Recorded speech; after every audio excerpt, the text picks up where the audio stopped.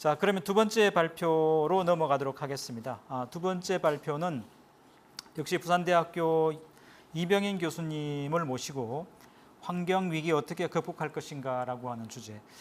첫 번째 주제와는 전체적인 맥락은 통할 수 있습니다만은 또 이건 조금 결이 다른 주제이기 때문에 이병인 교수님을 통해서 이와 같은 내용들을 살펴보도록 하겠습니다.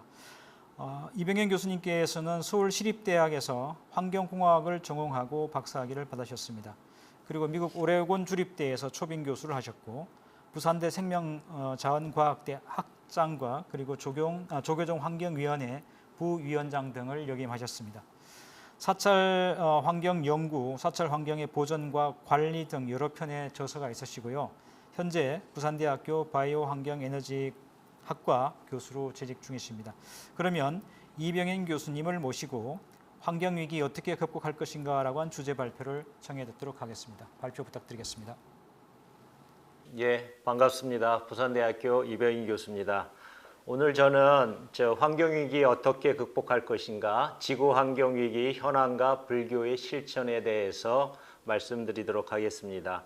먼저 이제 들어가는 말이 있고 그 다음에 21세기 지구환경의 현황과 대응이 어떤 것인가를 살펴보고 그리고 한국 불교 환경 현황과 특성에 대해서 살펴보고 한국 불교의 실천 방안을 한번 살펴보고 마지막으로 맺은 말로 마무리하도록 하겠습니다.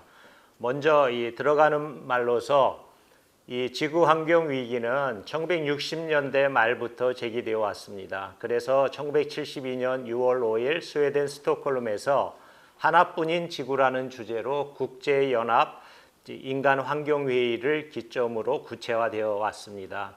그 이후에 현재 이제 이 코로나 대유행으로 인해서 지구 전체의 공존과 공생에 관한 문제가 심각하게 대두되고 있는 실정입니다.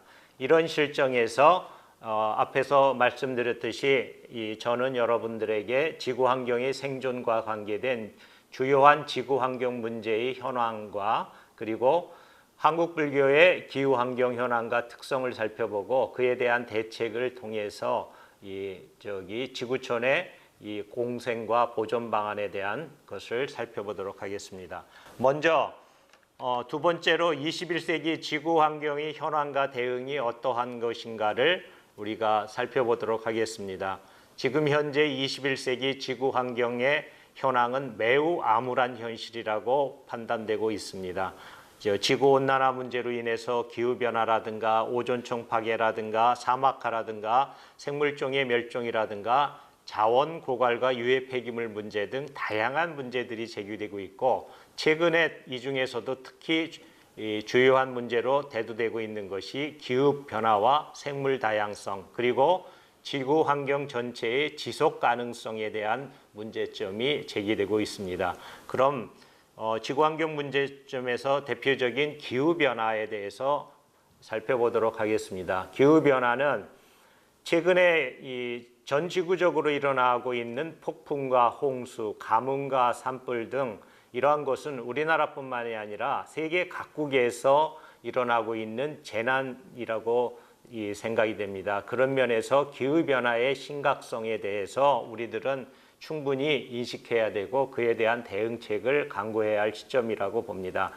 이 지구의 기후변화는 인간 활동에 의한 화석연료 연소에서 발생하는 온실가스의 대표적인 게 이산화탄소, 메탄, 질소, 오존, 염화불화탄소 등의 배출량이 증대됨으로써 지구 온도를 증가시켜서 기후변화를 야기시키고 있다는 것입니다. 그래서 세계 기상기구의 이 발표에 의하면 2015년도에 19년도에 전 지구 평균 기온이 산업화 이전에 1850년에서 1900년보다 1.1도 이상 상승해서 이러한 것들이 특히 이제 이 온난화의 주범이 되는 이산화탄소는 평균 농도가 2019년도 말에 410 ppm을 초과했다고 조금 발표되고 있습니다. 이러한 시점에서 이러한 기후위기, 기후재난을 인간의 어떤 건강과 생명에 직접적인 피해를 주고 있기 때문에 우리는 그 전체적인 기후 온도를 더 이상 1.5도 이하로 상승시켜서는 안 된다는 국제적인 합의가 있었고, 그를 이루기 위해서 여러분들이 이제 화석 연료에 의존한 산업이라든가 경제를 바꿔야 되고, 그리고 재생에너지라든가 이러한 지속 가능한 구조로 탈바꿈해야 되는 기후 변화 대책을 시급히 해결해야 될 필요성이 있다는 사실입니다. 이 두 번째는 이제 생물 다양성에 대한 문제입니다. 생물 다양성은 이 수백만 종의 미생물이나 동식물, 그리고 유전자나 그 밖의 환경을 구성하고 있는 복잡한 이 생태계를, 이 지구 전체의 생태계를 이제 생물 다양성이라고 보고 있는데, 그러한 생물 다양성은 유전자 다양성, 종 다양성, 생태계 다양성의 단위로 측정하는데, 그중 가장 보편적으로 측정하는 게 종 다양성에 대한 이야기입니다.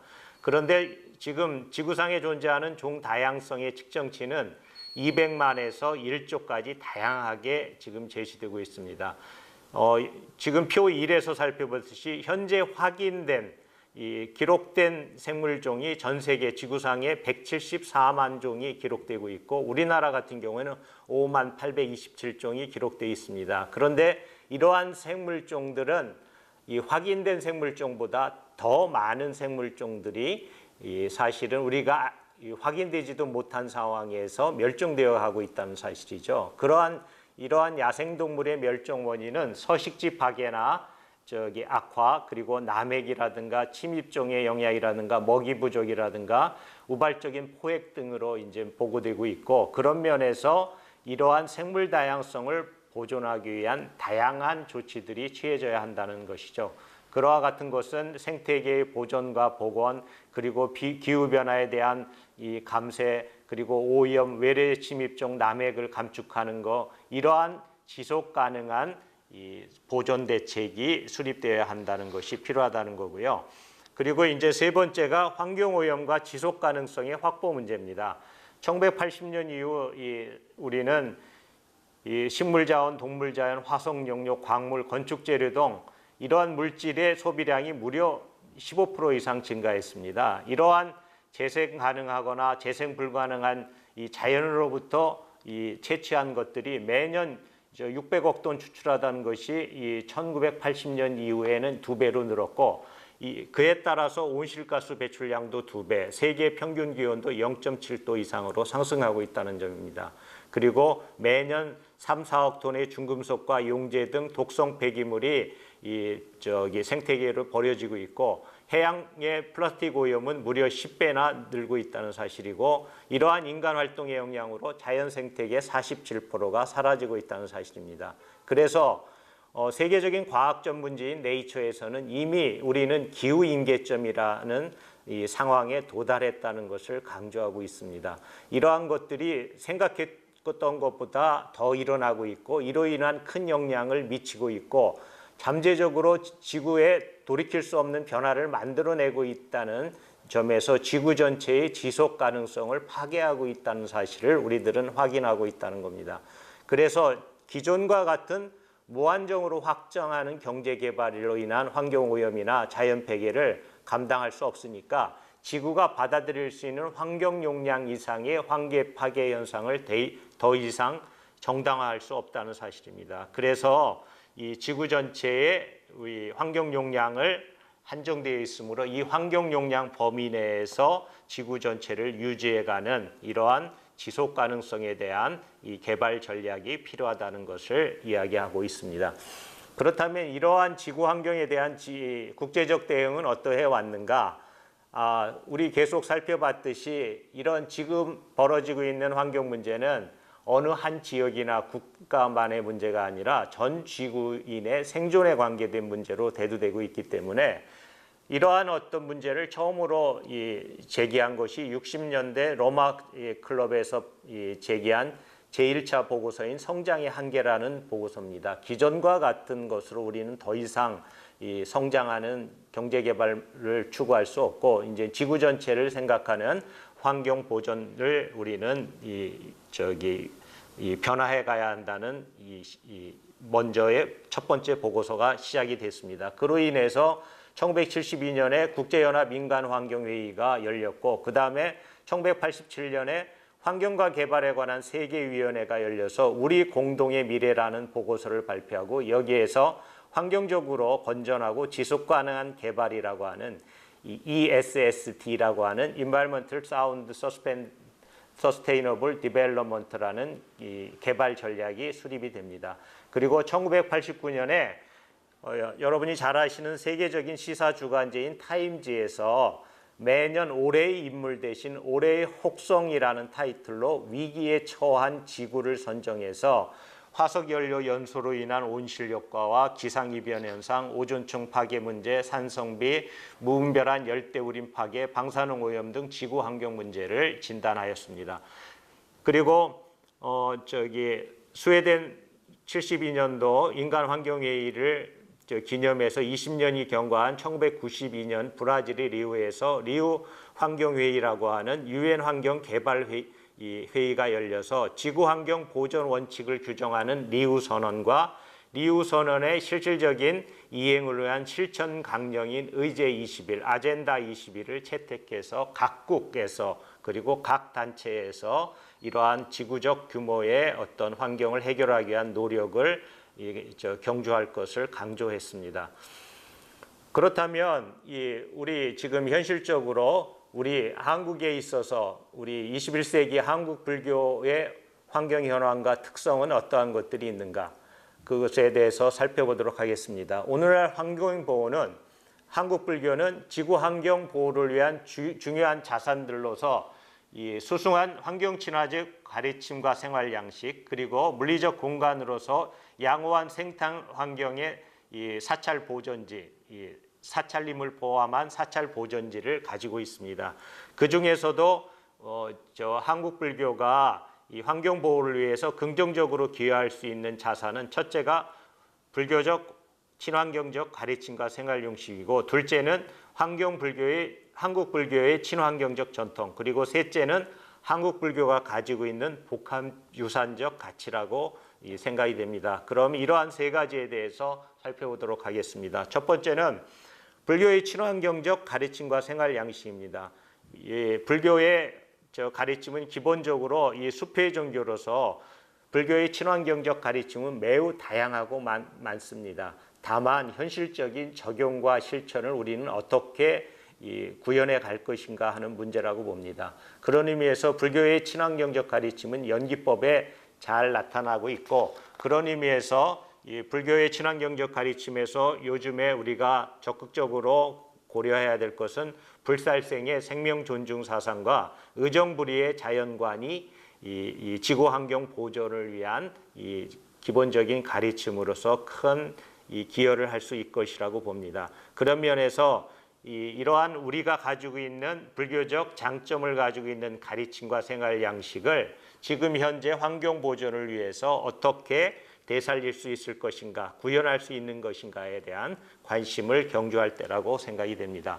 그리고 두 번째 이제 한국 불교의 친환경적 전통으로서 우리는 이 친환경적 가르침과 생활 양식을 바탕으로 우리는 이 산중에 있는 사찰을 지키고 수행 환경 보존을 위해서 우리는 노력해 왔습니다. 그런 대표적인 사례 중에 하나가 이 통도사 경봉 스님께서 60년대 초반에 그때 산판이 활성화됐다고 합니다. 나이 든 소나무를 베서 그걸 팔면 동네 하나를 살 정도로 어떤 돈이 생겼는데 그때 이제 지금 통도사 극락암에 있는 그 고목들을 뵈려고 왔을 때 경봉 스님께서 지팡이를 끌고 내려오셔서 송화구승이라고 하시면서 소나무 아래에는 삐쭉 마른 노인네가 어울린다고 하시면서 그걸 못 베게 하셨다고 합니다. 그래서 이러한 어떤 이 산을 지키고 숲을 지킨 몸으로서 그런 얘기들이 있고 또 하나는 이제 이 봉암사 조실이었던 서암 스님께서 봉암사 수행 환경을 지키기 위해서 지금 정진을 미룰지라도 우리는 산을 지키고 지켜가야 한다고 해서 위법망구의 정신으로 산을 지켜왔다는 산주 정신의 가풍이 우리나라에서는 있었다는 사실입니다. 그리고 지금 그동안 우리나라가 70년대 이후 대표적인 환경을 지킨 대표적인 사례가 가야산 국립공원의 골프장 반대 운동으로 인해서 이것은 한국의 환경운동 사상 이 100만 명 이상의 서명 운동을 벌였고 그리고 대법원까지 가는 20여 년간의 법정 소송 끝에 국립공원 내 골프장 건설을 철회시킨 대표적인 사례가 있고요. 그리고 두 번째는 새만금 갯벌을 살려내기 위해서 65일간의 삼보일배를 한 수경 스님, 그리고 천성산을 지키기 위해서 목숨을 건 5차의 단식 정진을 한 지율 스님, 그리고 4대강을 이 사업을 반대하면서 소신공양을 한 문수 스님 등 오늘날 한국 불교의 환경활동의 이정표가 되는 중요한 활동들을 해왔다고 봅니다. 특히 수경 스님과 지율 스님, 문수 스님은 대표적으로 이 선방에서 수행하시던 수행자셨습니다. 그런 의미에서 청정한 수행가풍을 지키기 위해서 노력했다는 사실은 우리들이 한국 불교가 가지고 있는 가장 큰 이 자산이라고 생각이 됩니다. 그런 면에서 이와 같은 전통을 오늘의 시점에서도 이 불교가 한국 불교가 이 시대에 기여할 사회적 역할과 기능이 하나로서 이 불교 환경 활동을 적극적으로 주목하고 구현할 필요성이 있다는 사실입니다. 그리고 세 번째, 한국 불교가 가지고 있는 복합 유산적 가치입니다. 오늘날 한국 불교가 가지고 있는 기본적인 특성은 산과 사찰이 하나가 되어서 자연유산과 문화유산 그리고 종교유산을 간직한 복합유산 지역이라는 기본적인 특성이 있습니다. 이거는 그림 1에서 살펴보듯이 자연유산, 문화유산, 종교유산이라는 이러한 장점을 이것은 어느 나라보다도 이 한국 불교가 가지고 있는 독특한 이 어떤 자산이기 때문에 이것을 잘 살려가야 할 것이라고 봅니다. 그런 의미에서 첫 번째, 종교적 성지로서의 사찰에 대한 그 가치를 알고 이 사찰이 종교적 성지로서의 품격과 이런 기능을 유지할 수 있도록 우리는 노력해야 할 것이라고 봅니다. 그리고 두 번째, 양호한 생태 환경의 사찰이 우리는 그동안 신라 그 구산 선문이 들어서면서부터 이 산중에 위치해서 우리는 뭐 가야산 해인사라는 말처럼 우리는 해당 산에 명산에 명찰이 있다는 그걸 가지고 해당 산을 지켜왔다고 봅니다. 그리고 해당 산의 사찰림이 이 다른 일반 산의 사찰보다 훨씬 양호한 이 생태 환경을 유지하고 있습니다. 그래서 우리나라 자연공원법에 의한 국립공원, 도립공원, 이 군립공원이라고 하는 이러한 이 생태적 가치가 높은 이 보호지역으로 지정되어 있고 그런 의미에서 국립공원의 7.0% 그리고 도립공원과 군립공원을 합치면 이 자연공원의 약 7.8%에 해당하는 생태 환경이 양호한 이 사찰 소유의 이 토지가 이 공원 지역으로 지정되어 있다는 사실입니다. 그리고 이제 이 세 번째로 모두 잘 아시겠지만 오늘날 우리나라의 대표적인 유산의 이 대부분은 불교 문화재입니다. 그런 의미에서 이 대부분의 사찰은 이 자연스러운 문화유산을 간직하고 있고 이거는 국가지정 문화재의 뭐 34% 그리고 시도 지정 문화재의 34% 이상을 차지하고 있기 때문에 이러한 문화재가 같이 잘 지켜질 수 있도록 우리는 노력해야 된다는 겁니다. 그리고 마지막으로 이러한 종교유산, 자연유산, 문화유산을 같이 가지고 있는 복합유산이라고 하는 이런 특성을 우리들은 잘 살려서 이러한 유산적 가치와 공익적 가치를 잘 살려서 우리 지금 현재뿐만이 아니라 우리 후대들도 충분히 향유하고 누릴 수 있도록 잘 보존하고 제대로 유지 보존시켜 가야 될 것이라고 생각이 됩니다. 그렇다면 이제 네 번째, 이러한 한국 불교의 장점을 바탕으로 한국 불교의 환경 보호를 위한 실천 방안은 어떤 것들이 있는가? 그에 대해서는 이 문화사학자인 토마스 베리는 종교를 교육, 기업, 정보와 함께 세계 변화의 주요한 이 원동력의 하나라고 하였습니다. 왜냐하면 종교가 가지고 있는 다양한 자산을 활용하여 시대적인 비전을 제시하고 새로운 변화를 이끌어갈 수 있다고 판단했기 때문입니다. 또한 게리 가드너는 종교기관과 지도자들이 지속가능한 세계를 건설하려는 노력에 5가지 이상의 강력한 자산을 가지고 있다고 얘기하고 있는데, 그 5가지가 첫 번째가 세계관을 형성할 수 있는 역량, 두 번째가 도덕적 권위, 세 번째가 수많은 신도, 네 번째가 상당한 물적 자원, 그리고 5번째가 지역사회 형성 능력입니다. 이러한 이 종교적 장점을 가지고 특히 한국 불교는 한국의 여느 다른 종교보다 이러한 이 자산을 많이 가지고 있습니다. 그런 것들을 오늘날 어떻게 구현할 건가를 대해서 살펴보도록 하겠습니다. 그래서 한국 불교의 환경현황과 친환경적 기후환경 관리 방안에 대해서 살펴보도록 하겠습니다. 그건 표 4에서 보듯이 한국 불교는 이 사찰 내부적인 어떤 측면에서의 문제점과 사찰 외부적인 문제점이 있습니다. 그것은 뭐냐? 사찰 내부에 지금까지 우리가 가지고 있는 이 장점들에 대한 무지와 무관심이 있고, 사찰 내부의 무분별한 개발, 그러니까 내부 불사겠죠,로 인한 이 환경 훼손 등이 있습니다. 그리고 이 사찰 관계자의 전문성이나 책임 부재에 있고, 특히 사찰은 요즘 대부분이 관광지화하는 경향이 있기 때문에 탐방객에 대한 제한 조치가 없는 경우가 많습니다. 그래서 나름대로 종교적 성지로서의 특성과 청정성을 유지하기 위한 것을 강화할 필요성이 있다는 거죠.